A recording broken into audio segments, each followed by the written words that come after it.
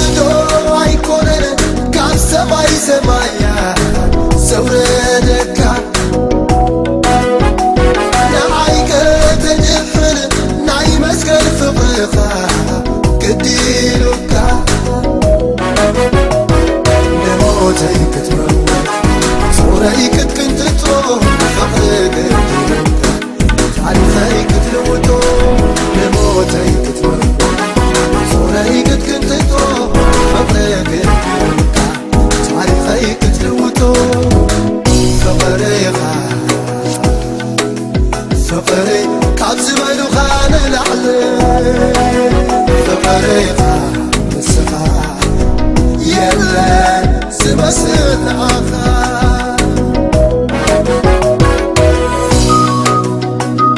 نايلومي مصنعتنا كابز حلف سمون زقصل خون كله لوقاس 10 كاب 18 كسا 30 حموشتن زلوي ازيو كبور زخونه حساب زحازي زخفلزي لوم دما فولي زخونه مغلاص حيسكم كم تخدو رغصاኛይ እግዚአብሔር በቃ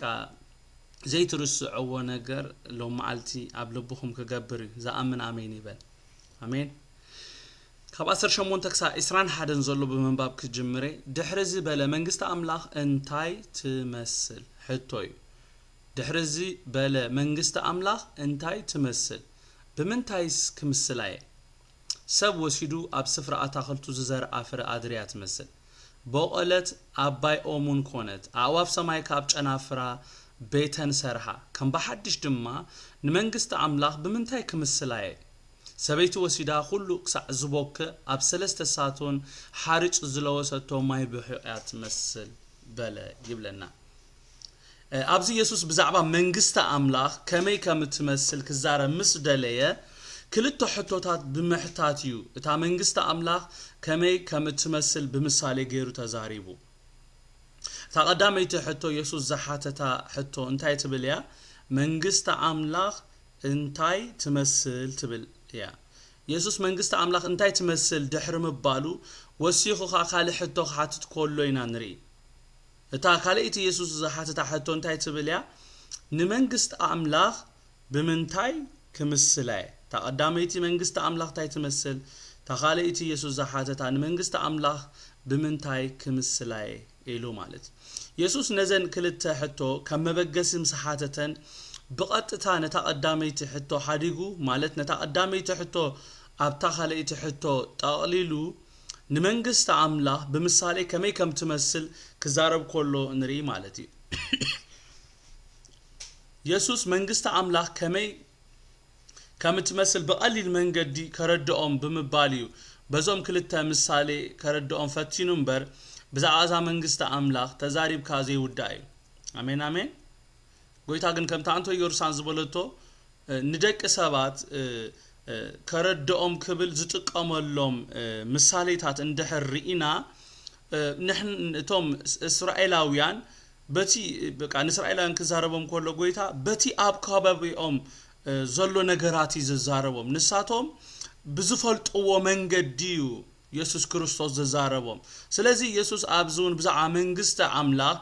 በቋንቋ ናይ ሰባት ክገልጻ ፈቲኑ እምበር መንግስት አምላኽ ካብቲ ኢየሱስ ክርስቶስ በምሳሌ ዝተዛረባ ንላዕሊ ምዃና ግን ክንፈልጥ አሎና ክብርን ጎይታ ይኹን አሜን አሜን ኢየሱስ መንግስት አምላኽ ከመይ ከምትመስል ነቶም እኩባት ህዝብ ክዛረቦም ኮሎ እንታይ ኢልዎም ሰብ ወሲዱ አብ ስፍራ አታኽልቱ ዝዘርአ ፍረ አድሪያ ትመስል በቆለት አባይ ኦሙን ኮነት አዕዋፍ ሰማይ ካብ ጨናፍራ ቤተን ሰርሃ ሰበይት ወሲዳ ሁሉ ክሳዕ ዝቦከ ኢሉ እንደገና ድማ አብ ሰለስተ ሳቶን ሓርጭ ዝለወሰቶ ማይ ብሕቅያ ትመስል ኢሉ በዘን ክልተ ምሳሌታት ኢየሱስ ክርስቶስ ንመንግስት አምላኽ ክገልጻ ክፍትን ኮሎ ኢና ንርኢ ዘለና ኢየሱስ እንታይ ኢሉ መንግስት አምላኽ ሰብ ወሲዱ አብ አታኽልቱ ዝዘርአ ፍረ አድሪያ ትመስል ኢሉ ኣብዚ ክነስተብለሉ ዘሎና ነገር ክልተ ነገር አሎ ተቀዳመይቲ እታ ዝተዘርአት ፍረ አድሪ አበይ ከም ዝተዘርአት ክንፈልጥ አሎና አሜን አብ ግራቱ ይዘሪእዋ እታ ካልአይቲ ክነስተብለሉ ዘሎና ነጥብ ድማ ብዛዕባ ምንአስ እታ ትዝራእ ዘላ ፍረ አድሪ አሜን ከምቲ ኢየሱስ ዝበሎ ታ መንግስት አምላኽ ክትዝራእ ኮላ ከም ፍረ አድሪ أزيان إشتيا فرا أدرسي أما خل إدنا مساقمتنا يا بقليل كتر زي تخيل أزيا خاب أزرتسي زدقات زناعات زرقيا تافر أدري أب مريت مسعته وتبوكل أيت مثلنا imagine تانيش تيفر أدرسي أب مريت مستزر أسي تبوكل أيت مثلنا تافر أدري بقيلا مصر أنايا تانيش تيفر أدري ديا كم زبقيلا ويس كم زعبي لنا نجرم مالتي تامنجست أملاخون كوميا كم زرق بيسوس تزريعة بزوحات أقوى خشفلوا كم زين برت قبروا أقوى أنت فتنو أيتها من كابتي يسوس نممثل استتك أملن كلتا نجارات مالت فرا عدرن ما يبيح أن مهارو انتاي يندحر إلنا بزعبا زرقها نايزا منجستي حلوة نايزا نايكزيابير صنعاتنا خابز خفل نمهار آمين ولا قوا ما يبيحو كم علوتاو نجار نتقام اللومبر أبزجن بزعبا حيلي نايتي ما يبيحو يقويتاز كزارب دالي آمين آمين اتماي بيحو نبزلو حروج ناي مقيار حيلي علوو اتماي بيحو رئسو سلا زي قير وي صنع سلا زخونه يقير امبر ايقيرن امين امين نخبابي يصلو امبر ايصلووني سلاذ ذا منግስት አምላኹን ኮሙያ بزخونه زي توحات طحيسا اتوص ማንም ደው ከብላ زي ክእል نخلو تصلو نخلو تسعر بمانم زي تسعر منግስትያ خبرن ጎይታ ይኹን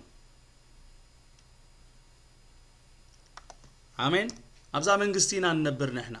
يسوس أبزي نتا منجست أملاخ انتاي تمثل زبل حتو خيمل سيو نتا منجست أملاخ انتاي تمثل زبل حتو نمنجست أملاخ بمنتاي كمثلاي زبل حتو ملسوا نحنا كمنا مصحف قدوسات صنعتي نتا يسوس أصفيح زي تزارب الله حتو خنزارب الله أزيا قداسي منجست أملاخ انتاي تمثل قدسان إذا حتو زي كم دك منجستي كن ملسو يقبأنا يو آمين بزعبا زا منجستي زلونا أفلط أيو نزا منجستي كن نافق أز قبرنا بزعبا زا منجستي تصبو زخون أفلط اندحر ألونا ترايو بزعبا منجستي زي آخن الزارب نخل نبزوحات نبزا منجستي خموت وخان نقرو بزعبا زا منجستي كن أفلط أو منم نجر اندحر زي اللو منجست خاتم تعاون إلنا خنصلي أي نخلنا نزا منجست زدالي لبون أي كهلونا نيو مالتي مصحف قدسنا ماتيوس 6:33 كومون أبلوك أساسر تخلت 30 حدا منجستون صدقون كندلي نغرناي نازق قدم زخونه نجر كندليا تنغيرنا زلو منجست أملاك كيف لتنا يا مخومين لنا كندليا قدم منجستي أملاكن صدقون دلي إذا كل دما يوسخلكم يلو ماتيوس 6:33 እንደገና ደማ أبلوك 6:31 منجست أملاك دا أدليو إذا كل دما يوسخلكم يلو كبرنا قويتا يخون سلام كيد في الهوا إذا يسوع زارب الله زلو منجستي كم يتمثل بمجمرتا كم تقال زحبرنا صبوق غيركم سمعني حجي بزعبا منجست أملاخي كزاره مغنياتهم أب وانجيل نمولو وانجيل نانترينا يسوع كريستوس بزعبا منجستو أملاخ ترى يسبه نيرو سيزي أقداسي نعنا النفس وكفنا إذا يسوع زارب الله زلو منجستي كم يتمثل بمجمرتا كم تقال زحبرنا منجست أملاخ ني أملاخ منجستيا بأملاخ تمهادر منجستي آمين أمزمور 103 قصري 19 كم زبل قال الله እግዚአብሔር ንዙፋኑ አብ ሰማይ አቆማ መንግስቱን አብ ለዕለ ሁሉ ትገዛአላ ይብል አሜን አሜን ማይክ አለ ሆዶ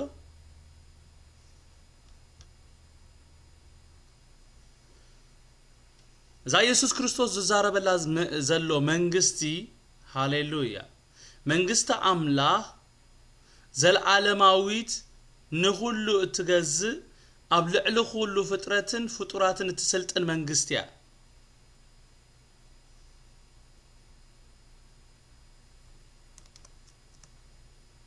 كبرن قويتا يخون آمين منجست أملاخ زلعالماويت نخلو تجزء قبل لخلو فطرات تسلطن منجستيا أبتم بدانيال مراف 4 قطر 3 كم زبل قالالو تأمرتاتو كميز بلا عبيو تعمراتو دما كميز بلا برتعيو منجستو زلعالماويت منجستيا جزاءاتو خا نولود ولدو ينبر آمين إذا عتينا يزلنا منجستي زيا نابزا منجستي زيا ما نمسب سقيلو خصنبر ويكاتو ايكلني أبزا جيزي زيا نابزا منجست أملاخ انكو مأتويت منجد انتاي عند حريلنا نا يسوس بمخوان ني يسوس كم نايقل مدحاني خاقركا بمقبال كم تي يسوس نديك قديمو الزبولو داقم بمولا تراي نابزا منجست أملاخ مأتاو زكال يسوس انتاي لون نيقوديموس اب يوحنس 3 5 ساشو عتسي يسوس ملسه بحقي بلك الله كماين منفس انت زي تولده ام منغست املاح كاتو زخل يلبون كاب سغا تولده سغايو كمنفس تولده كمنفسي كاب لعلي كتولد بجدي سلازبلكو هاي تجرم يلو كابتن يسوس تقبلنا الله اجميرنا نا منغست املاح تصمبيرناينا دك زا منغست زي اخويناينا امين زا منغست املاح اما اخلنا الله ሙሉ በሙሉ ትግለጽ ግና ጎይታ ዳግም ምስመጽይ ነህና ማለት ዳግም በጎይታ አስተወለድና ሰባት አካል ናይዛ ዘላለማዊት መንግስቲና አሜን አሜን መንግስት አምላክ ነሁሎም ነቶም በፈቃዶም ርዕሶም ንእግዚአብሔር ዘግዝዑ ዘበሉ ኩሎም ዘሐኦፈት ያ አሜን መንግስት አምላክ ሲ ነሁሎም ነቶም በፈቃዶም رؤسهم نجزابير زوجزو زبلو زح أوفتيا إذا منجس زيا عالم لخاويتيا كم تجزابير زل عالماوي زخونة دما إذا منجس انتيا زل عالماويتيا خبرنا قويتيا يخون إذا منجس زيا نقول لهم منجس تيتات تشفلق تدفع من أموداتا نزل عالم ثانية قبل على كل سلطينا أتنبر منجس أملاخيا زابير مسكت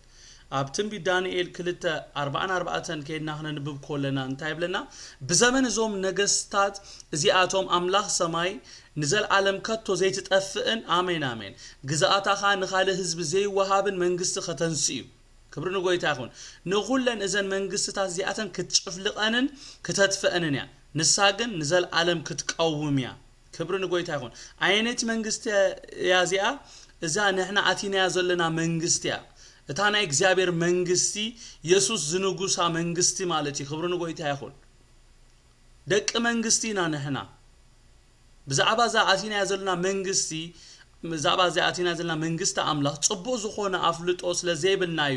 አተሐሳስባና ሆነ ስብከትና ሆነ ኩሉ ምድራዊ ኾይኑ ታሪፉ ዘሎ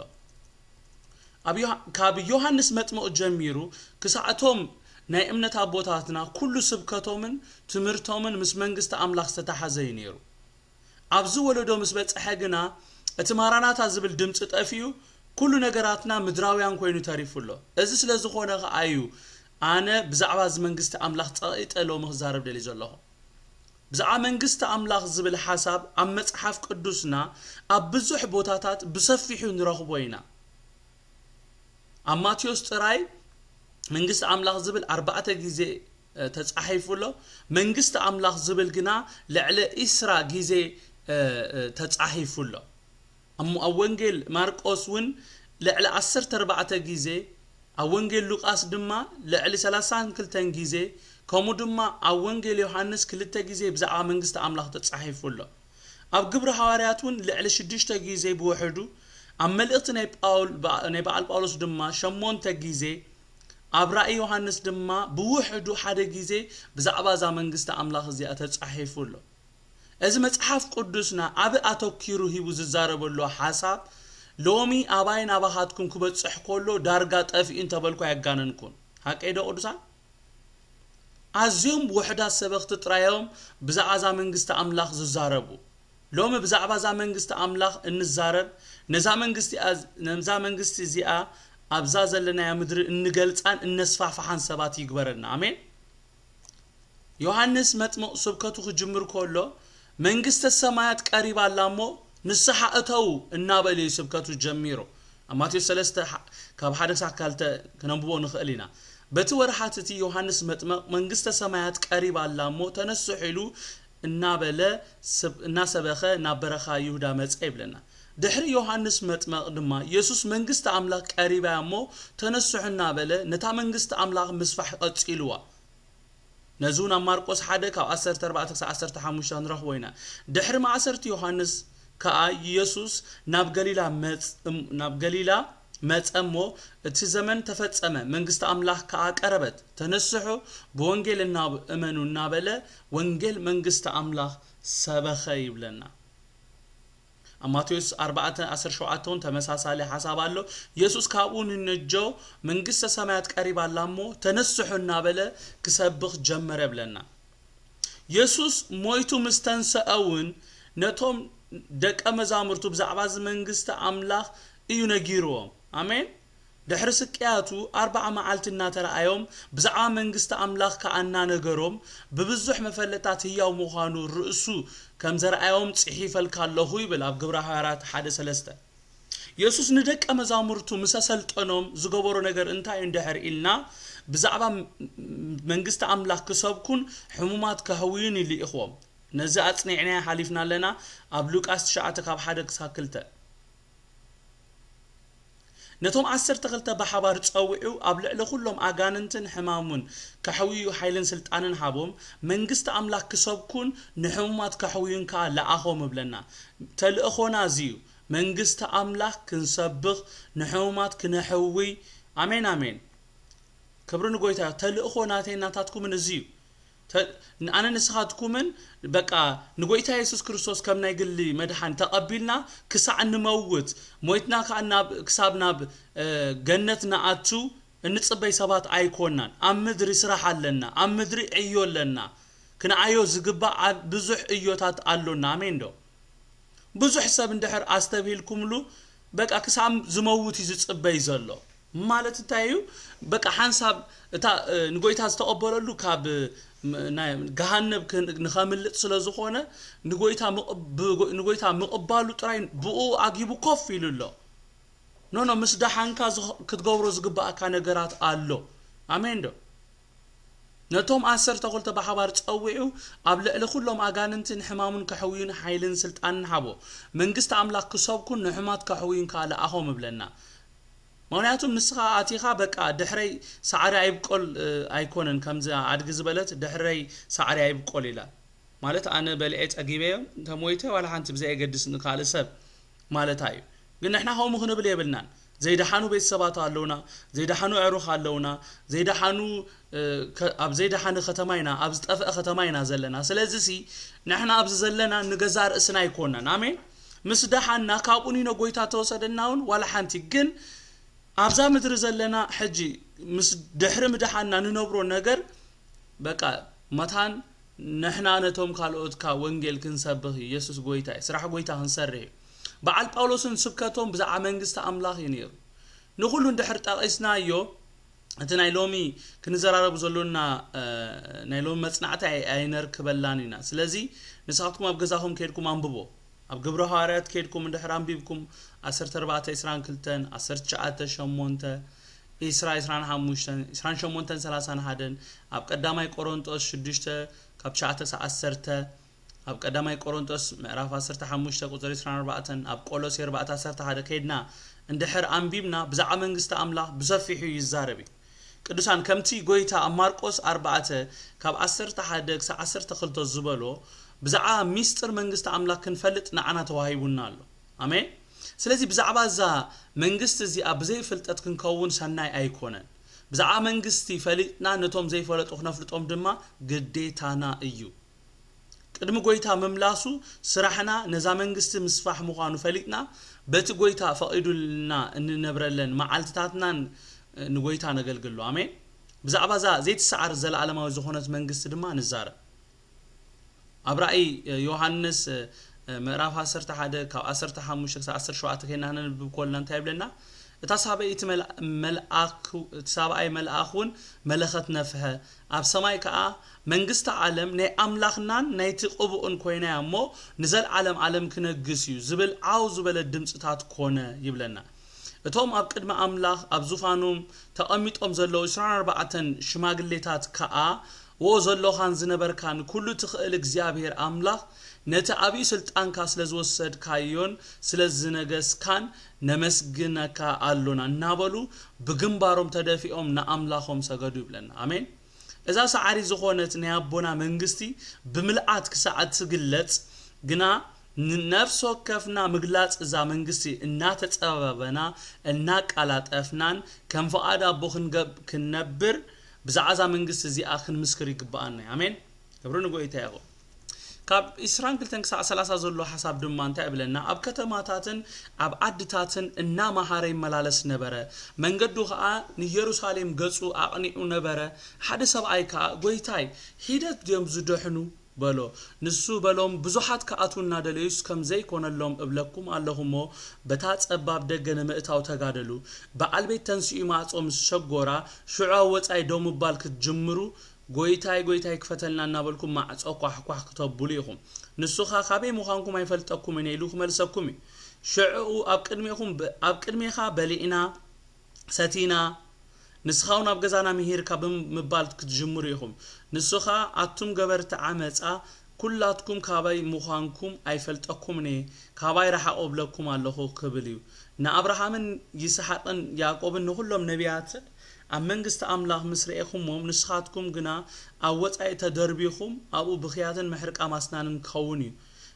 ካብ ምብራቅን ምዕራብን ካብ ሰሜንን ደቡብን ድማ ክመጹ ኣብ መንግስቲ ኣምላኹን ኣብ መዓድ ክቕመጡ እዮም እነሆ ድማ ቀዳሞት ዝኾኑ ዳህሮት ኣለዉ ዳህሮ ዝኾኑ ድማ ቀዳሞት ኣለዉ ይብለና እቲ ኢየሱስ ዘቕረቡሉ ሕቶ ኢየሱስ ዝመለሶም መልሲ ኣዝዩ ዘደንቕ እዩ ንጎይታ ዘቐረበሉ እንታይ ዓይነት ሕቶ እዩ ጎይታይ ሂደት ድዮም ዝድሕኑ ዝብል ሕቶ እዩ ዋላኳ ነቲ ሕቶ ሓደ ሰብ ይሕተቶ እምበር ነቲ እቲ ሕቶ ግን ናይ ኩሉ ሰብ ሕቶ እዩ እዚ ስለዝኾነ ኢየሱስ ነቲ ሰብኣይ ጥራይ ዘይኮነስ ንኹሎም ነቲ ዝተሓተቶ ሕቶ ክምልስ ከሎ ንሪኦ ማለት እዩ ኢየሱስ ነቲ ዝተሓቶ ሕቶ ክምልስ ከሎ እንታይ ኢሉ ብዙሓት ከኣቱና ደለዩስ ከም ዘይኮነሎም እብለኩም ኣለኹሞ በታ ጸባብ ደገ ንምእታው ተጋደሉ ጎይታ ብግልጺ ብዙሓት ናይ ምእታው ድሌት ከም ዘለዎምን ከም ዘይኮነሎምን ኣብዚ ነግረና ኣሎ ናይ ኢየሱስ መልእኽቲ ብዝንታይ እንድሕር ኢልና ድሌት ጥራይ ዋጋ ከም ዘይብሉ ይዝነግረና ዘሎ ስለዚ ደሌና ዝኸውን ነገር የለን ነቲ ንደልዮ ንምርካብ ዘድሊ ዋጋ እንድሕር ከፊልና ግና ነቲ ንደልዮ ነገር ከም ንረኽቦ እዩ ዝኽፍል ዝምህረና እዞም ብዙሓት ተሰሚዮም ዘለዉ ናይ ምእታው ድሌት እምበር ነቲ ንኽትኣቱ ዘኽፍለካ ዋጋ ንምኽፋል ድሌት የብሎምን እዚ ስለዝኾነኻ ኣይኣቱን ማለት እዩ ቅዱሳን ጎይታ ኢየሱስ ክርስቶስ እቶም ዝድሕኑ ቁጽሮም ክንድዝዩ ኢሉ ነቲ ቁጽሪ ተዛሪቡ ኣይኮነን ዓጺዎ ውሕዳት ገይርዎ ኖ ስለምንታይ እዚ ውሕድ እንድሕር ኢልና እቶም ብዙሓት ተሰሚዮም ዘለዉ ናይ ምእታው ድሌት እምበር ነቲ ንኽኣትዎ ዘኽፍለካ ዋጋ ንምኽፋል ድሌት የብሎምን እዚ ስለዝኾነ ኣይኣቱን ማለት እዩ ንኸይኣቱ ስለዝተኸልከሉ ዘይኮነ ዘይኣቱ ወይ ዘይድሕኑ ምድሓን ዝጠልቦ ነገር ከማልኡ ስለዘይደልዩ ጥራዮም ከኣቱና ደልዩ ዘይኣቱ ክደግሞ ሎም መዓልቲ ምናልባት ኣብ መንጎና ነዚ ውሳነ ዘይወሰንኩም ስለትህሉ ንኸይኣቱ ስለዝተኸልከሉ ዘይኮነ ዘይኣቱ ምድሓን ዝጠልቦ ነገር ከማልኡ ስለዘይደልዩ ጥራዮም ከኣቱና ደልዩ ዘይኣቱ ኢየሱስ ነቶም ሰማዕቱ እንታይ ዓይነት መልእኽቲ እዩ ኣብ ዘመሓላልፈሎም ዘሎ እንድሕር ኢልና ከምዞም ደለይትን ተዓበይትን ኣይትኹኑ ይዝብል ብሓፂሩ ብትግርኛ ምድላይ ጥራይ ምንም ከም ዘይገብር ፈሊጥኩም በታ ጸባብ ደገ ንምእታው ተጋደሉ ይዝብሎም ዘሎ ተጋደሉ ማለት ዘድሊ ዋጋ ክፈሉ ማለት እዩ ክደግሜ ተጋደሉ ማለት ነቲ ምድሓን ዝጠልቦ ዋጋ ክፈል ማለት እዩ ኣብዚ ኢየሱስ ሓደ ዓቢ መልእኽቲ እዩ ዘመሓላልፍ ዘሎ እታ ደገ ሓንቲያ ንሳኻ ብኢየሱስ ጥራያ ኢየሱስ ኣብዛ በታ ጸባብ ደገ ንምእታው ተጋደሉ ኢሉ እምበር ደጌታት ኣይበለን አሜን ደጌታት ኣይበለን ብዙሕ ማዕጾታት ኩሉ መንገድስ ናብ ኢየሱስ ይዝወስድ ናብ እግዚአብሔር ይዝወስድ ዝብል እምነት ኣለዎም ብፍላይ ኣብ ዘመን ዘለና ማለት እዩ በኋላ ብፍላይ ዞም ናይ ኣብ ዘመን ዘለው ናይ ካቶሊክ መራሕቲ እንታይም ዝብሉ ዘለው ቡድሃ ዋላ በመንገዱ ገይሩስ ናብ እግዚአብሔር ክበጽሕ ይኽእል እዩ እስላሙን እትነምልኹ አምላኽ ሓደ ስለዝኾነ በቲ ዝኸድዎ መንገድ ኸይዶምሲ ንአምላኽ ክረኽብዎ እዮም ናብ እግዚአብሔር መእተውሲ ማዕጹ ብዙሕ እዩ ከምቲ ንስኻትኩም ትብልዎ እታ ደገ ሓንቲ ኣይኮነትን እናበሉ ንብዙሓት ዘሐጉስ ንብዙሓት ዝጥርንፍ ሓሳባት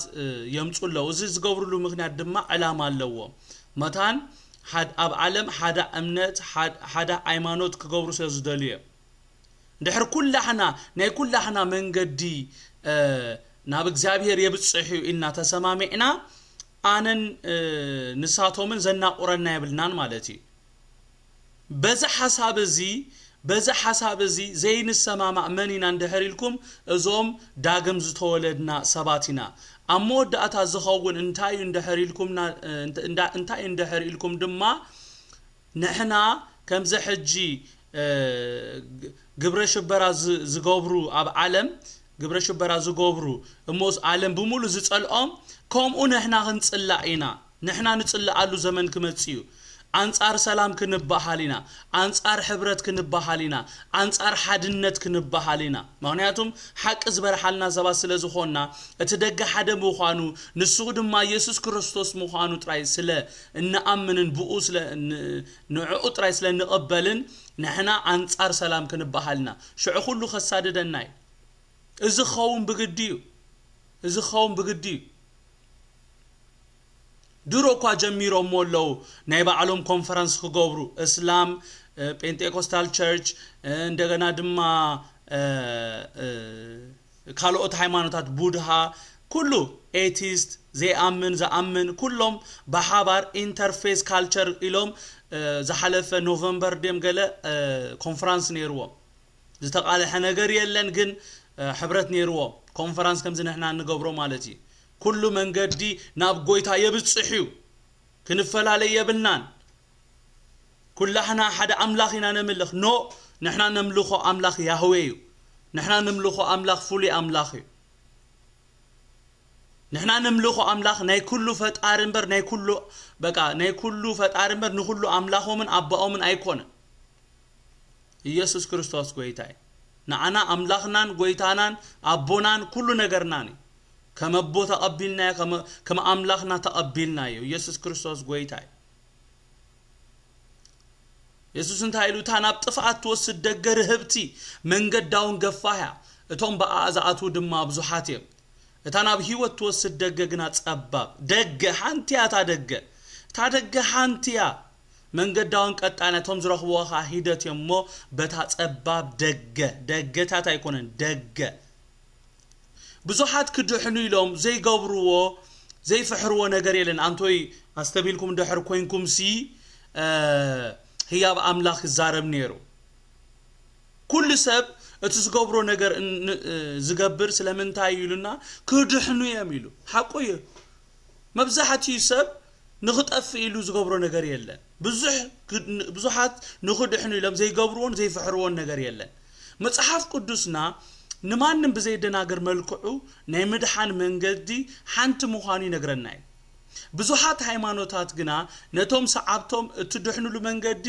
እዚዩ ከምዝን ከምትን ተገበርኩም ከኣ ብዘይ ገለ ጸገም ክትኣትዎ ይኹም እንዳበሉ ንርእሶም ተጋግዮም ንብዙሓት ድማ የጋግይዎም አሎ እትደገ ሓንቲያ አሜን እትደገ ሓንቲያ ትደገኻ ባዕሉ ክርስቶስ እዩ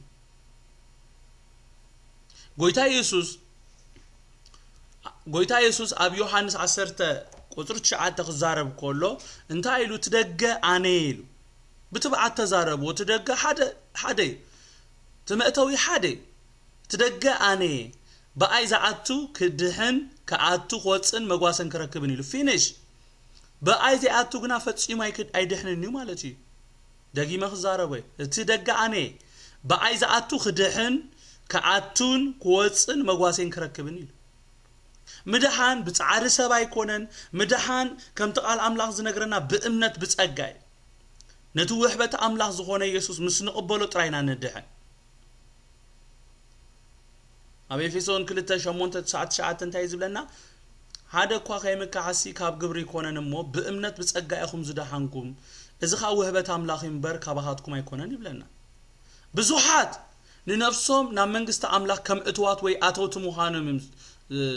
ዝሓስቡ ብዙሓት ኣይኮነን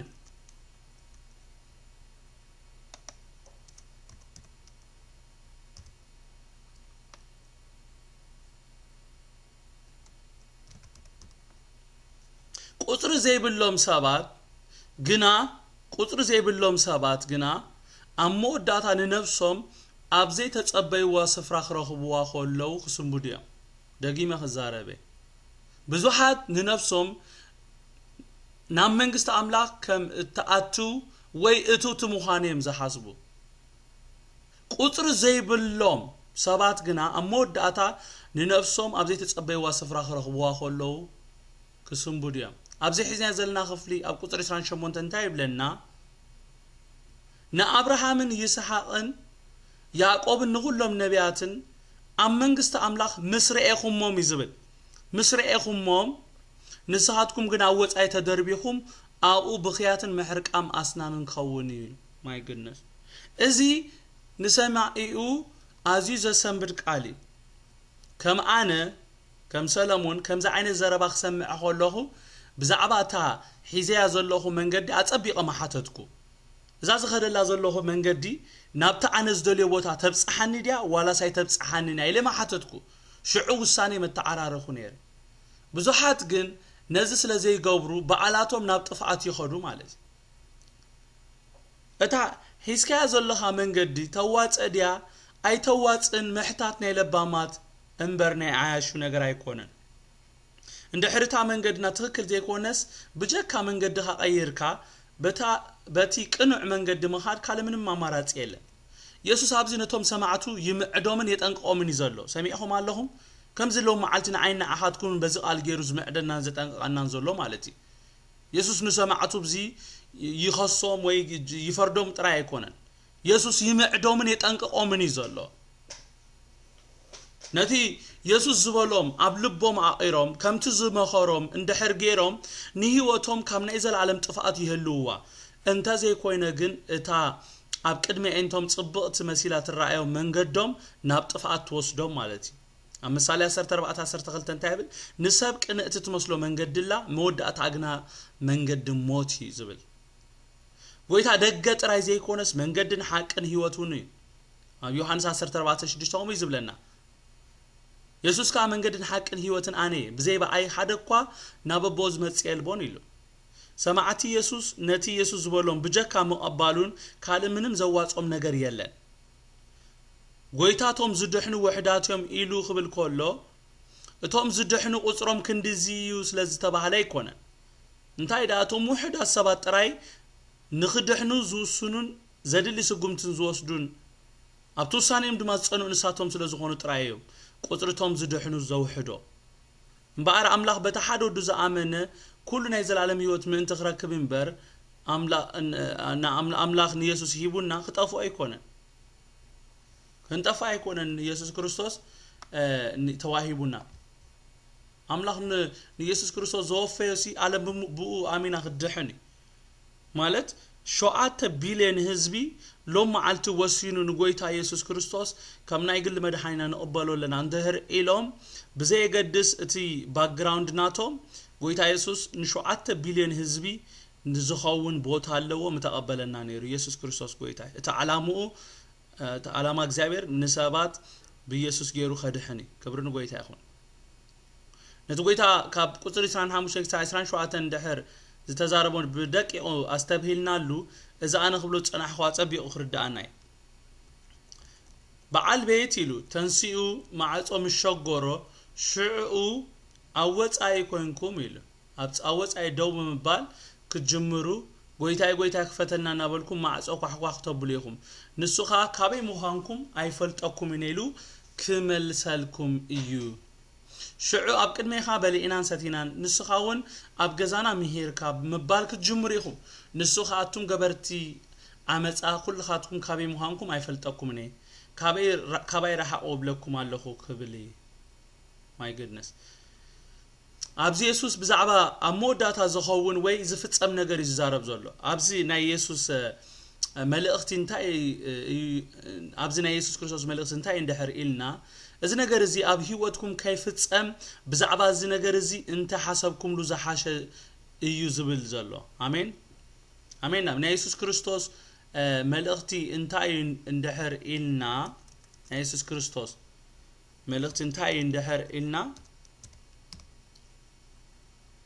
إذا نجار زي أب هيوتكم كيف تأم معت أخي أتوكم أبدأ جوت ياهم مل من كي تأتوا لحال أيفلت أكو مني كايب لكم سي نزح جاء قديم نجركم زلهو حسب تردي أخم سي وسانين تجبركم زحاشة يزبلي أنت زي خوينو جنا زت عسكم نجرك خووني زبلهم زلا يسوع أنت عيلو بعالبيت تنسيو مع أم الشجرة نسو مسعات أو ما نم كخفتوس لزيك الأسوي تزلكم عدلك ساعتها مع صوت عصويا مستعصوت ناتكم نجرون عصوي يخون زبل ملأختيو إذا خفل زلوا أبوتاتنا نتايبلو أبوتاتنا بتعمل ديز فوتو جيزي خلكا جيزي تتصبيبلو كي ترد أني قدم مزوم أبوتاتنا جيزي بزوح حليفة نيرة مالتي بزوح مسلاتات يزفلت يسوسن كم زي زبل زلوا كساعتي مع أو زتأبي أين برومن أتعدلك ساعتي مع أو ترايو مستعات أو تعاتي كم تنبو زلنا ولا كساعتي مع أو زسبر أنت كوخا زخفتك كايلن نتزنا بروم نين الساعة عدل نين مملاس عدل أي تتقومولن كم تدحر ما يبعاتي زبحال نتعديمهم كغبرو زنبروم نجر قبل علي معت مستعات أو كغبرو فتينهم أيسلت منك يسوس نتهم معت مستعات أو زخو حكوحو دحيرهم زبرابرو سبات أبتن عقول كدليو أبزقبا ساعة نزيد ليو سبات أنت عينت ملاش كبومي كابي مخانكم أيفلتكم من يزبل ملاش كبومي نزقال النامبكو زجر من نجر انت عين دحري الكمني نايتهم يسوس أيفلتكم من يزبولهم سبات ملاش شعو يبل أب كدميخا بلينان ساتينان نسخاون أب جزانا مهيركا بمبال كتجمري أخم نسخا أتم جبرت عمتا كل خاتكم كابي مخانكم أيفلتكم مني كابي راح أقبلكم الله خبل إيو يبلنا أبزغر دعنا زلو نجر انتايو يسوس نزوم سبات أيفلتكم مني كبلوم كله أيتلالنان أيكونن زبلوم زلو علىكم دو قدسان مهنياتو من دحر يسوس أبغزو مهيرو يفلت أمي مالتي يفلت أمي كبلكم كله ريو مفلت أبز يسوس أيفلتكم كبلوم كله انتاي زبلوم زلو مساحاتكم حبرت أين برنن نسخاتكم من مساي منم أين حبرت أين بركم من زبلوم زلو أبغزاهم مهيرة خون غلي محروي جنا ندحر زي لويتكم أمو سعابتي ندحر زي غيركم هيوتكم ندحر زي لويتوا أبغزاهم ممحري انتاي ربحو غزاهم ممحري معصو أيخفتلكم منيو أبغزاهم زمحركوكو عوصاي نخيت دربيو نيرو اتا أملاخ زحابكم ادلن أقات آمن أيتتقومكم لن إذا ما ناتي تأجم زي كونس ناتكم تأجم يزبلهم زلوا بزي زوم معصو كخفت لهم زلمون زلوا مني من دحر إلنا باتيز نبرم أخول جيزة كابتي كفو جبرم زي تمالسون زي تنسحون يسوسون جبرت عمت عيلو زغلت سباتيم نا يسوس تمرت نزوم سبات عيلوت أمن زوم سبات ني يسوس أبغزانا مهير كاكو يخاب مبالهم انتاي زريئنا نسو كم تصدقه اتصرلهم بمدلايومي سميهم الله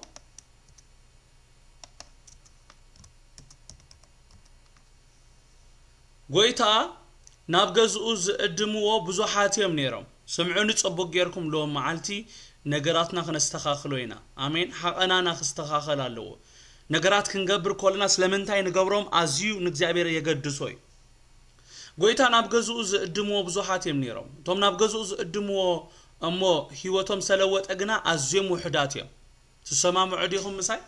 ንጎይታ ዝእድምዎ ዝነበሩ ኣብ ገዝኡ ብዙሓት እዮም ነይሮም ጎይታ ኣብ ጌቶም ኣትዩ ግና ኣብ ቤቶም ኣትዩ ግና ህይወቶም ዝተቀየረ ግና ኣዝዮም ውሕዳት እዮም ጎይታ ኢየሱስ ናብ ቤት ዘኪዮስ ምስ ኣተወ ህይወት ዘኪዮስ ተቀይሩ ናብ ቤት ስምዖን ፈሪሳዊ ምስ ኣተወ ግና ምንም ዝኾነ ነገር የለን ምናልባት ስምዖን ንኢየሱስ ድሕሪ ምሕማዩ እሞ ኢየሱስ በቲ ኣብ ልቡ ዝሓሰቦ ሓሳብ ምስተዛረው ተለዊጡ ይኸውን ግን ከም ዘኪዮስ ምድሓን ነዛ ቤት ኮይኑላ ኣይብልን መብዛሕቲ ሰብ ንኢየሱስ ናብ ቤቶም ዝዕድሙሉ ሓቀና ቅኖ ኣይኮነን ኢየሱስ ነቲ ዕድመ ናይቶም ሰባት ክቅበል ኮሎ መታን ንሳቶም ካኮሙ ንክቅበልዎ ኢሉ ክደግሞ ኢየሱስ ነቲ ዕድመ ናይቶም ሰባት ክቅበል ኮሎ መታን ንሳቶም ከምኡ ክቅበልዎ ኢሉ መታን ክኸስቦም ኢሉምበር ዝብላዕ ወይ ዝስተ ስለ ዘይነበሮ ይኮነን ከዕድምዎ ኮለው ናብ ቤቶም ዝኣቱ ዝነበረ ናይቶም ሰብ ሓቀና ግና ከምቲ ናይ ጎይታ ሓቀና ኣይኮነን እንተዝኸውን ህይወቶም ተለወጠ ነይሩ ንሳቶም ግና ኢየሱስ ኣብቲ ዘመን ኣዝዩ ግኑንን ፍሉጥን ስለ ዝነበረ ምስ ኢየሱስ ነርና ስምዑ ጽቡቅ ገርኩም ነዞም ፈሪሳውያን ኣይኮንኩን ነዞም ንኻል ሰብ ኣይኮንኩን ዝዛረብ ዘለኹ ንነፍስ ወከፍና ይዛረብ ዘለኹ ምስ ኢየሱስ ነርና ምስኡ በሊኢናን ሰቲናን ንኽብሉ ጥራዮም ንኢየሱስ ናብ ቤቶም ዝዕድምዎ ነይሮም ኣርክናዩ ንፈልጦይና ኣብ ገዛና ከማን ምሂሩ ይፈልጥ እዩ ንምባል ይዕድምዎ ስለ ዝነበሩ ትምህርቲ ኢየሱስ ኣብ ህይወቶም ምንም ኣየምፀን ካብዚ የድሕነና ስምዑ ጽቡቅ ገርኩም መልእኽት ለንሎም መዓልቲ ዋላ ኣብ ዘመንና ኣብ ጸገም ኮይኑ ዘሎ እዚ ነገር እዚ ስምዑ ዝሰምዕ እዝኒ ዘላቶ መንፈስ ንነፍስ ወከፍና ዝብሎ ይስማዕ ዋላ ኣብ ዘመንና ኣብ ጸገም ኮይኑ ዘሎ እዚ ነገር እዚ እግዚአብሔር ዝጥቀመሎም ሰባት ኣብ ከተማና ክመጹ ኮለው ናብ ገዛና ክድዕድሞም ላዕልን ታሕትን ንብሊና ሓቅዶ ሓሶት ገሌና ተረዲኢና ንኣገልገልቲ እግዚአብሔር ምቕባል ኣስብኽ ካብ እግዚአብሔር ከም ዘሎና ፈሊጥና ክንገብሮ ኮለና ገለገሌና ድማ መታን ኣገልጋሊ ክርስቶ እፈልጤ ኣብ ገዛና ከማን በሊዕን ሰትዩ ንምባል ንገብሮ ማለት እዩ ለታይታ ዝብሎ መሓርኛ ማለት እዩ ሰብ ንኽርአይ ኢሉ ይገብር ብዙሕ ነገር እቲ ንኽንርአይ ኢልና ፊት ኢን ንምግባር እንገብሮ ተቀባልነት ኣብ እግዚአብሔር የለው ስምዑ ጽቡቅ ገርኩም ክልቲኦም ሓደ ዓይነት ኣገልግሎቶም ኣገልግሎም ግን ናይ ክልቲኦም ሓቀና ግን በበይኑ እዩ ጎይታ ኸዓ ቅድምት ንገብሮ ነገር ስለምንታይ ንገብሮ ስለ ዝርኢ ናይ ገሌና መስዋዕቲ ኣብ ቅድሚኡ ተቀባልነት ክረክብ ኮሎ ናይ ገሌና ኸዓ ኪሳራ ጥራይ ይኸውን ማለት እዩ እግዚአብሔር ካብዚ ከምዚ የድሕነና ሓንታ ሓፍቲ ዝክር ሓደ ናይ እግዚአብሔር ሰብ ናብዚ ዘለኽዎ ከተማ መጺሲ በቃ ናይ ግድን ምሳይ ግዜ ከሕልፍ ስለ ዝነበሮ ሂዘ ቀልጢፈ ኸይድ ደሌ ማለት እዩ ያው እና በቃ ዳርጋ ጸሪፋትንያ ተበልኩኹም በቃ ጀስት ምስኡኽ ግዜ ተሕልፍ ያደልያ አይ ዶንት ኖ ብዙኾነ ግን እቲ ንምንታይ ደልያቶ ንብፁዕ አምላኽ ወይ ደሞ ንሰሎሞን ወይ ድማ ንገለ ፈልጤ ንኽትብል ድያ ወይስ ንምንታይ እቲ ሓቐና ግን ወሳንነት ኣለዎ በቃ ተባኢሳትና ኸይዳ ስኻትኩም ኩሉ ግዜ ኸሙ ትገብሩ ገለገለ ንረኽቦም ተደሊና ገለገለ ኖ ትረኽብዮ ምድላይ ኮጽቦ ኣነ ይኮንኩን ዝውስን ንሱ ባዕሊ ግን ምሳይ ተቋጺሩ ስለ ዝነበረ ናይ ግድን ተቆጸራና ክንገብር ስለ ዘለና እዩ ነዚ ንገብር ዘለና ኢለያ በቃ ኮርያ ኸይዳ ማለት ስለምንታይ ኢና ንኣገልገልቲ ናብ ገዛና ንዕድሞ ስለምንታይ ኢና በቃ ምሰባት ንመናጠል بحق ናይ እግዚአብሔር ሰባት ክነገልግሎም ዲና ብጸጎኦም ክንግልገል ዲዩ ሓቀናና እንታይ ወሳንነት ኣለዎ ሎሚ ኣብ ኩሉ ንገብሮ እቲ ውሽጢ ዝምርምር አምላኽ نملخو أملاخ كوموس لزخونة بقى قنو يخون نقبرو بقنعنا يخون نقبرو زبالة خلو آمين آمين حانتا حافتي ختصلي خولا زحالف ورح قل خووني تتصلي نيرنا بزاب عزي سبات نعاقل قلتي لمدو عقات إيموني أنا أو فلت إيه عركي يبلو حانت معالت من البات مسؤول شايسة يوم خونو خوليام أب كتما غريك مسيو اندحر أنا بغريك مسيو مسيو با شايسة اندحر كالو سبات دما جوين غيرومنا شعو بقى عركي مبال جمرو فلت إيه انتاي مالتي مسيلكم نتتصقاسي دحريوسي أيقبلوونيم نتسابتي نستبطرايم كفولت مش هلك نتي تصقاس نتي እግዚአብሔር አቡ ዘቆመጦ خبر ነገር ዘውሕድ ነገር ይዝ ነገር እዚ ቅዱሳን አሜን አሜን አይንል መዶም ናይ እግዚአብሔር ሰባት እዮም በቃ ነቲ ጸጎኦም አይንል መዶ በቃ ንፈልጦይና አርከዩ እፈልጦይ ማሐዛዩ ንኽትብል እንደሕር ኮይንካ እድሞም ኮይንካ ይትረፎ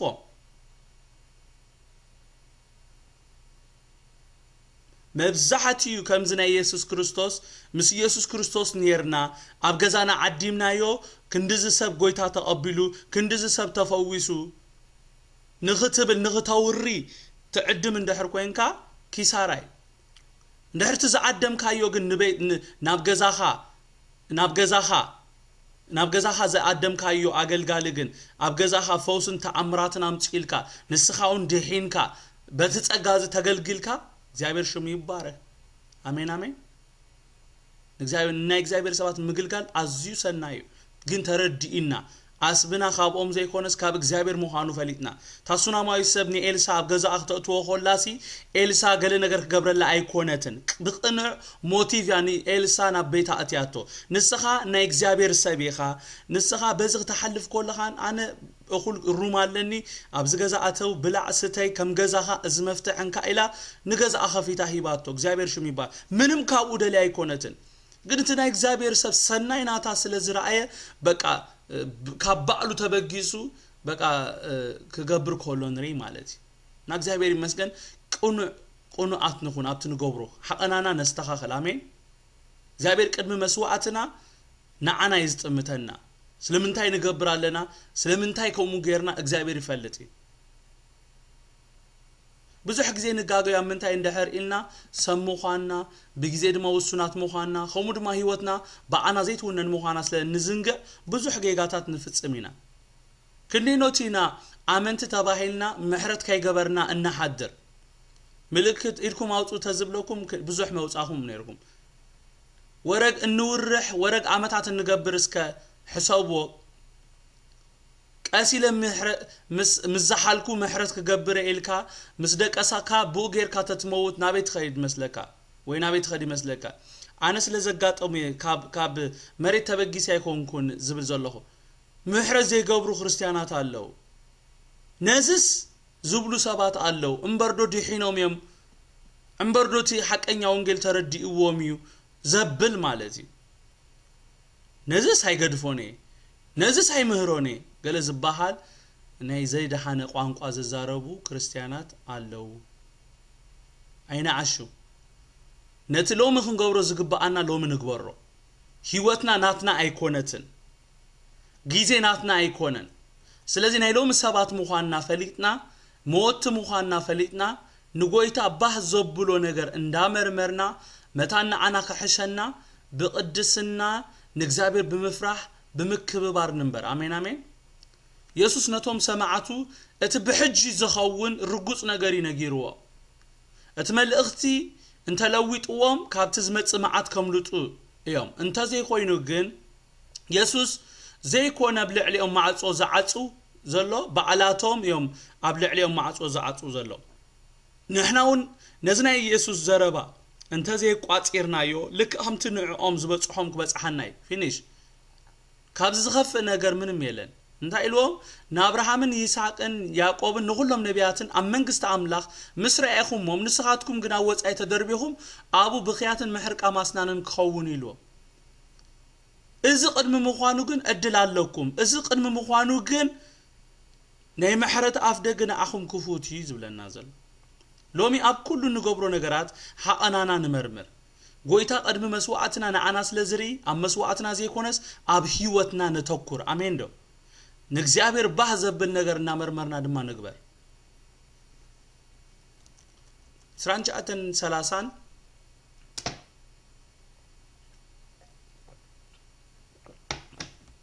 ካብ ምብራቕን ምዕራብን ካብ ሰሜንን ደቡብን ድማ ህመጹ ኣብ መንግስት ኣምላኽ ውን ኣብ ማዕድኽ እሞጥዮም እነሆ ድማ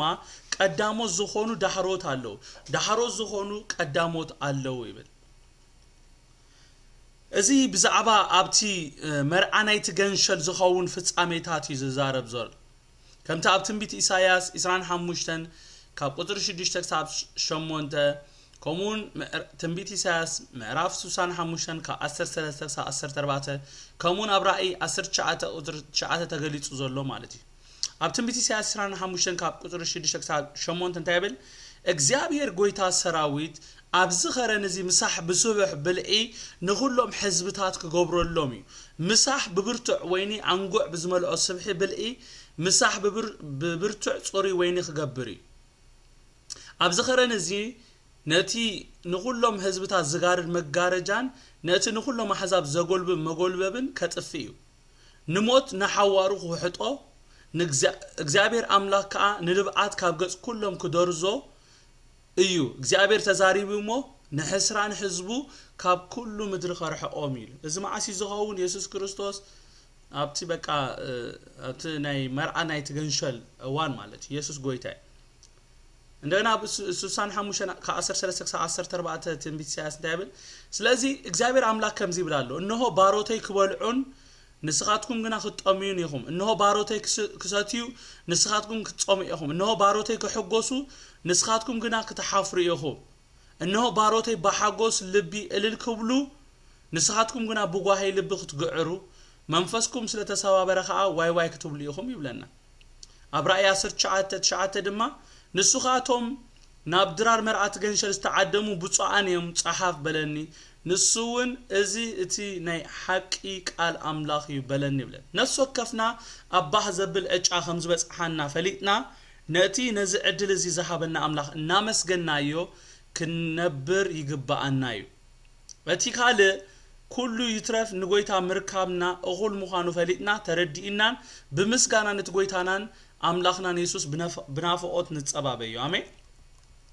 ካብ 31 35 ናይ መወዳታ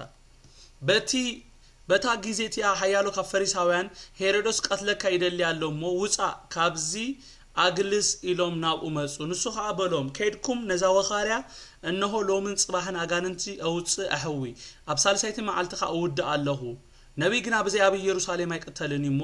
ሎብን ጽባህን ድሕር ጽባህን ክመላለስ ይግባአኒ በልዎ ኢየሩሳሌም ንነቢያት ተቀትሊ ናባኸ ተላኹም በእምነት ጭፍል ከምቲ ዶርሆ ንጫጫውታ ኣብ ትሕቲ ኣኽናፋት እክቦም ክንደይ ሰኣኸ ንደቅኽ እክቦም ዘይደለኹም ዘዓቤኹም እነሆ ቤትኩም ክትዓኑ ብስም እግዚአብሔር ዝመጽእ ብሩኽ እዩ እትብሉሉ ዘመን ክሳዕ ዝመጽውን ኣይ ክትሪኡን ኢኹም እብለኩም ኣለኹ ይብል ስለምንታይ ፈሪሳውያን ንኢየሱስ ሄሮድስ ከቀትሎ ይደሊ ከም ዘሎን ካብቲ ዝነበሮ ቦታ ክወጽ ከም ዘለዎን ካብቲ ከባቢ ከልግስ ከም ዘለዎ መጽኦም ነጊሮሞ እዚ ዘረባ ናይ ሓልዮድስ ዋላስ ኢየሱስ ጽቡቅ ገይሩ የስምዖም ስለዘሎ ካብኡ ንምድሓን ይዝ ነገር ዝብሎ ዘሎ ውጻ አልግስ ነፍስኻ ድሕን ኢሎሞ ወይስ መታን ኢየሱስ ብዙሓት ደቀ መዛሙርቱ ከይፍርዩ ነዚ ነገር እዚ ነጊሮሞ እቶም ቀንዲ ንኢየሱስ ክመውዝ ዝደልይዎን ክቀትልዎን ዝደልዩ በዓላቶም ቶም ፈሪሳውያን እዮም ወሸለ ሄሮድስ ቀቲሉሎም ከይመውዝ ስለዝደለይ ዘይኮነስ ናብኡ መጽኦም ሄሮድስ ቀትለካ ደሊሎ እሞ ውጻ ካብዚ አግስ ኢሎሞ መታን እዮ ጎይታ ከይዓይ መታን ነቲ ንሳቶም ዘዕወርዎም ነቶም ንሳቶም ዘዕወርዎም ዓይኖም ከይከፍተሎም ነቲ ንሱ ዝዛረቦምን ነትብኡ ዝግበር ዘሎ ነገራት ክጻወርዎ ብዘይ መኻአሎም እዮም ሕደም ነብስኻ ድሕን ዝብል መልእኽቲ ምጽዮምሉ كل جزء أجانن تنتهي زجبر سيطان تاي زجبر عب إيو جويتا بيزي غتكون كلها كاب حسب كسنا خلك كوردك يمتيو كمزي طبيان سنبلات إنهم نهمي أزموت ومالتي ورد مون الزرارة بلامو أبصراح نزولو سب ورد لامو الزرارة نردادا أي سلت أمن أي وردن أبصراح لأن مسبلو أو عندنا خال أي منقد فاتينو أو أبلع للنجوس تعمت علىها قليلهم كالتهم كل الدمام حيزهم كل سلت أمن حدم أبيت مقدس تحبع كي قتلوها قليلهم كفرار حو جميرة بزون هاي تدحلن كبر نقوي تايخون دحار بقى تصفى دما هو أروت وفتينهم إذا صارت سرحوا بجزاسي وخاريا كمان ندحر رجيس أتخفرسي زبد بقى مش هلقا زناشو نقدر تتقيمون كل سلت أمن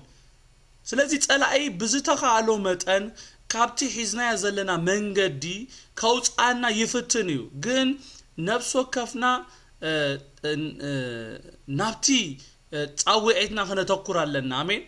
كبرنا قويتها هون إذا أمونجو زل علو نجارات نحساباتنا نمسرع زل علويا كابتي قويانا كباخرونا زمت نجارات مخانون فليتنا خمنا يسوس we have to be focused أبتن قبرو نجار كنا تقرأ لنا يسوع كريستوس قويتاي أب قصر إسرائيل كلتن كم زنبمنا يسوع نبي يروشاليم قط يقع عزلو أبزنا ورلو ساعاتي زخلو فتس أميز فتس أمزلو نتايب لنا أب كتماتات أب عددنا مهاري ملالسنا برا من قدوخا نيجي يروشاليم قط وعنينا برا لنا يسوع جنانتهم نزور زمت وصبات كمل سلم كلن تايلو ملي سلم كيدكم نزاو خاريا نزا قتلك إلى تفراره زلا إنه لو من صباحنا جاننت أو أحوي أبصر سي معلتها ود الله نبينا بزي أبي يرسل ما يقتليمه لو من صباحن كمل على سيجبان يبلوه إلوهم أبزي يسوع انتهى يزبر زلون دهر إلنا هذا فؤاد أبوي يو أب هوتي زفت زخون يزبر زوم زلو كلا أيدما أتزموت هلو ساعات جنايبت أهاني يزبلهم زلو سالساي دما اتزموتلو سفرا دما اب غليلان اب كبابي ان زي كونس كمتا اب تنبي تصحيفو زلو اب يروشاليم يزمو زل اي زبلوم زلو خبرن قويتا يكون فقاد ابو نخفصمن فقاد ابو اباي كفصمن كاين اب يروشاليم زخير زلوه هيرودس دما نفقاد ابو دو كبل اي كلنيو زبل ملختي ايو نتوم كفرارحو ناي فرح منفس اب لعليو خلق زمصو فريساوان زما حلالفو زلو كبرنا قويتها يكون يروشاليم ننبيات التقاتلي نباخ نتلاخون بأمن تشفلقي كم تدرحون تشجعوا تحت أهنافا تأكبهم كنديسا ندك أخي كأكبهم زيد لهم وعبيهم إنه بيتكم كتعنوا بسمك زابي هرزمت بروخيو أتبلو زمن كسا عزمت سوين أي كترينيهم أبلكم الله إلو عبسن تاينا نري ندحر إلنا قويتا نحزبو زلو وفقري سمعوا عبزي كمز قويتا خزارب كولوسي كمز نيفرد قال ززارب كويني زسمع مش نيفرد قال ززارب كويني زرائينا قن عبزو فقري زفسس زلو قويتا يسوس آمين دو قويتا سي فقري ززارب زلو اب يروشاليم زتقاتلو نا اغزابير نبيات قصري يبلومن كم زنت قال ننبو زلنا يروشاليم نتوم نابعاز تلعخو نبيات بأمن جافلي آتوميا اغزابير مليسوم كم زقتلو نافلت أخام ها متان كدحنو ميلو مليسو نبيات سدلو يروشاليم قنا مليسا نتوم لؤخات اغزابير تقاتلو فقر ويتا فتسي مخرد أصل زي خاله حجي خاعت انكو ودو سديدو لا نعون كم عملاخ تقاتلها سمعهم اللهم سمعوا تفقد كويخا تفقديخا حدا تسدد يقتلوه قال اي تسدد بدحريو اي تسكحن ديخا ويتا قنا يسكحن كمتو اب هوسي أسرت حدا خاب حدا ساكلتا ننببو بمتن اغزابير زفقرو انصار فقرو مليسهم له يسوس ابزي خمو يزبل زلو نإسرائيل حتان كله فكركو نودي كاب جبت تصوعخو بمتن تتصوعهم كاب جبتهم رحاقو نبعليم سو انتا اوتكا عطانو بلنا نزي نتزفكرك عطفئو تفكرو يزقبا انت هونغن بنصارو فديمو ولكو اغزابير مس حزبو بباروتو غيرو خزاربوم مسኦም حبرت كغبر تدليون فصيمو يكالن كمت دورهو نچچوتا ابتحت اخنافات تكبوم اغزابير كان حزبو كومو كحافوم كمامኦም ካብ ሓደጋ ክከላኸለሎም ክሽፍኖም እኮ አንተ ደለየ ደቁ ግና አብዮሞ ባዕላቶም ንርእሶም ንሓደጋ አጋሊጾማ ነቲ እግዚአብሔር ዘሓቦም እድል በዘይ ምጥቃሞም ካ ናብ ልዕሊኦም ፍርድ እግዚአብሔር ጸዊዖም ማለት እዩ ኣብ ትንቢት ሆሴዕ ምዕራፍ 11 ካብ 8-9 ኣብ ትንቢት ዘካርያስ 12 ከመውን ኣብ ሮሜ 9:11 ካብ 1:10 ከይና ነንብብ ኮለና እስራኤል ተስፋ ከም ዘለዋ ብግልጽ ይዛረብ እንታይ ኢሉ ኣብ ሆሴዕ 11 ምዕራፍ 8-9 ወኦ ኤፍሬም ከመይ ገይረ ከሓድገካ ወእስራኤል ከመይ ገይረ ኣሕሊፈ ክበካ ከም አድማዶ ክገብረካ ከም ጻቦም ዶ ክገብረካ ልበይ ኣብ ውሽጠይ ተናወጸ ኩሉ ምሕረተይ ነደደ ኣነስ አምላኺ ሰባይ ኮንኩን ኣብ ማእኸልካውን ቅዱስ እምበር ብነድሪ ቁጣ ኣይመጽኔ እሞ ሕነ ነድረይ ኣይውጽኔ ንኤፍሬም ከጥፍ ኢለ ድማ ኣይምለስኔ ይብል ኣብ ዘካርያስ 12:10 ኣብ ልዕሊ ዳዊትን ኣብ ልዕሊቶም ኣብ ኢየሩሳሌም ዝነብሩን መንፈስ ጸጋን ምሕለላን ክኽኡየ ንሳቶም ካ ንዓይ ነቲ ዝወግእዎ ክጥሙት እዮም አሜን አሜን ተስፋ ኣለዎም ተተጠቂሞምሉ ማለት እዩ ኣብ ልዕሊ ዳዊትን ኣብ ልዕሊቶም ኣብ ኢየሩሳሌም ዝነብሩን መንፈስ ጸጋን ምሕለላን ክኽኡየ ንሳቶም ካ ነቲ ዝወግእዎ ክጥሙት እዮም ከምቲ ንሓደ ውሉድ ዝበኺሉ ክበኺሎም ከምቲ ንበኽሪ መሪር ሓዘን ዝሓዝኑሉ ኣምሪሮም ክሓዝኑሉ እዮም ይብል ኣነ ኢሉ ሐዋርያ ጳውሎስ ብዛዕባ እስራኤላን ክዛረብ ኮል ኣነ ብዙሕ ጓህን ዘባተኽ ስቃይን ኣብ ልበይ ከም ዘሎኒ ሕልናይ ብመንፈስ ቅዱስ ይምስክረሊ ኣሎ ብክርስቶስ ሓቂ ይብላለኹ ኣይሕሱኔ ኣነ ብርእሰይ ምእንቲ እቶም ብስጋ ኣሕዋቴን ኣዝማዴን ውግስ ኮይነ ኣብ ክርስቶስ ክፍለ ምደለኹ ደቂ እስራኤልም እሞ ውልድነት ክብርን ኪዳንን ምሕጋግን ሕግን ምግልጋልን አምላኽን ተስፋ ናታቶም አቦታት ከአ ናታቶም እዮም ክርስቶስ ውን ብስጋ ካባታቶም ንሱን ዘለዓለም ብሩኽ አምላኽ ልዕሊ ሁሉ አሜን ግና ኸቶም ካብ እስራኤል ዘበሉ ሁላቶም እስራኤላውያን ኣይኮኑን እሞ እቲ ቃል አምላኽ ከንቱ ኣይኮይኑ ኣይተረፈን ዘርኢ ብይስሐቅ ክስየመልካዩ እምበር ዘርኢ አብርሃም ስለዝኾነ ኩላቶም ውሉድ ኣይኮኑን ማለቶም ውሉድ ተስፋዮም ንዘርኡ ዝቁጸሩ እምበር እቶም ውሉድ ስጋሲ ውሉድ አምላኽ ኣይኮኑን እቲ ቃል ተስፋ ንዓመት ከምዛ ግዜ እዚኣ ክመጽ ሳራውን ወድኽ ትወልድያ ኢሊ እሞ እዚ ጥራይ ኣይኮነን ርብቃውን ካብ ሓደ ማለት ካብ አቦና ይስሐቅ ምስጠነሰት ከምኡ ኾነ ካብ ትጸዋዕ እምበር ካብ ግብሪ ይኮነን እሞ እቲ ምኽሪ አምላኽ ብምሕራይ ምእንቲ ክጸንእሲ ከምቲ ንያዕቆብ አፍቅርኩ ንኤሳውን ግና ጸላእኹ ዝብል ጽሑፍ ዘሎ እቶም ደቂ ግና ካይተወልዱ ኾሎ ጽቡቕ ኮነ ወይ ክፉ ካይገበሩ እቲ አቢ ነቲ ንእሽተይ ክግዛኢሉ ተባህለለ እናበለ ይቀጽል ማለት ኣብዚሲ ንእስራኤል ሲ በቃ ተቆሪጻ ኣይኮነትን ስቲል ተስፋ ኣሎ እንድሕር ነቲ እግዚአብሔር ዘዳለወሎም ማዕጾ ተጠቂሞምሉ ማለት እዩ ኣብዚ ኢየሱስ ተዛሪቦ ዘሎ ዘለዓለማዊ ፍርዲ ዘይኮነስ ጊዜያዊ ፍርዲ ምክንያቱም ኢየሱስ ንኹሉ ናይ ምሕረት አፍ ደገ እዩ አሜን አሜን ኢየሱስ ንእስራኤል ጥራይ ዘይኮነስ ንብዘለ ዓለም ናይ ምሕረት አፍ ደገ እዩ ትደገ ክፉት ይክሳብሎሚ ሎሙን anybody ካአቱ ይኽእል እዩ በኢየሱስ ዝመጽ ምሕረት ካባቦ ቅበል ኢየሱስ ኣብ ቁጥር 35 ተዛረበ ቃል ተስፋ ዝህብ ቃል እዩ እነሆ ቤትኩም ክትዓኑያ بسم እግዚአብሔር ዝመጽ ብሩኽ እትብሉሉ ዘመን ክሳዕ ዝመጽውን ኣይክትርኢኑኒኹም እብለኩም አለ ስለዚህ እዚ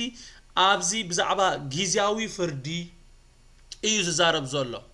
እዚ ናይ መወዳእታ ፍርዲ እስራኤል በይና ዘይኮነስ ዓለም ብምልእታ ትፍረደሉ ጊዜ እዩ ጎይታ ኢየሱስ ብነገር ኩሉ ይባረኩም ጸጉኡ ይብዛሓልኩም የዳኩም አልዕሉ ጸሊና ሆኖድና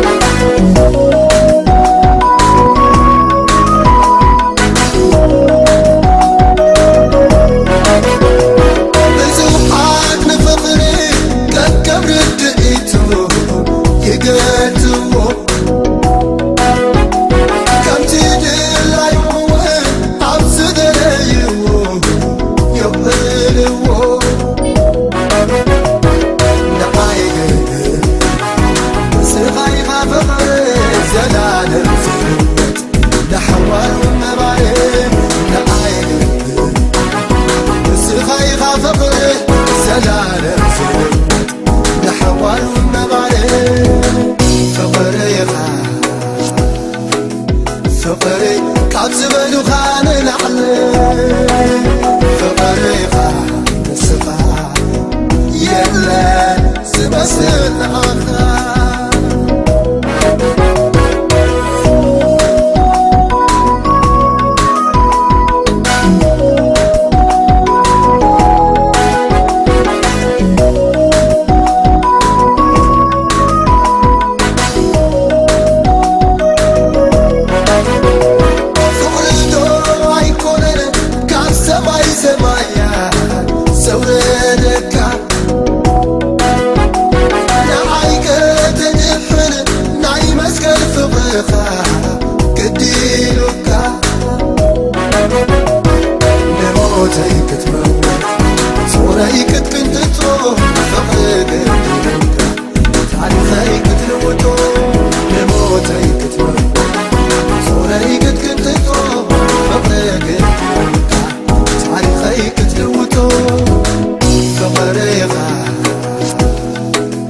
فقري كعب زبالوخا نلعل فقريخا نسخا يلا زبسن آخا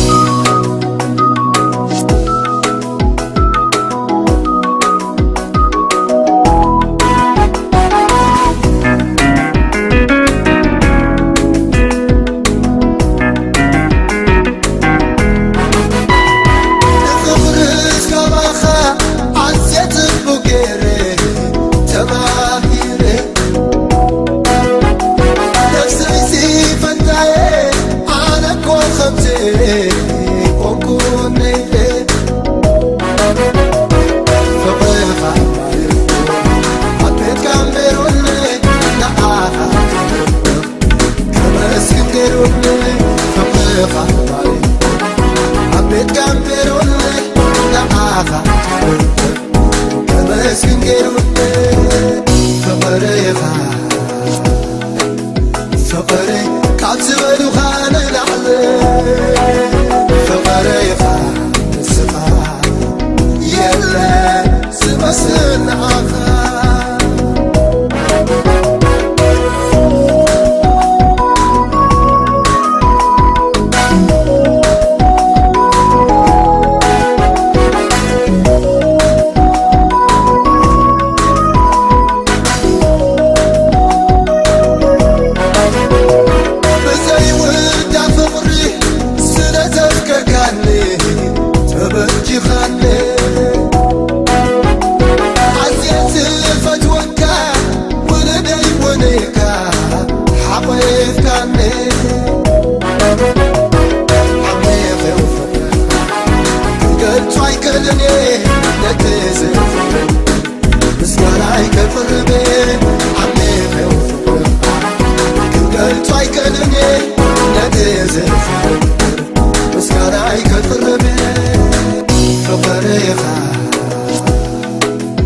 فقري كعب زبالوخا نلعل فقريخا نسخا يلا زبسن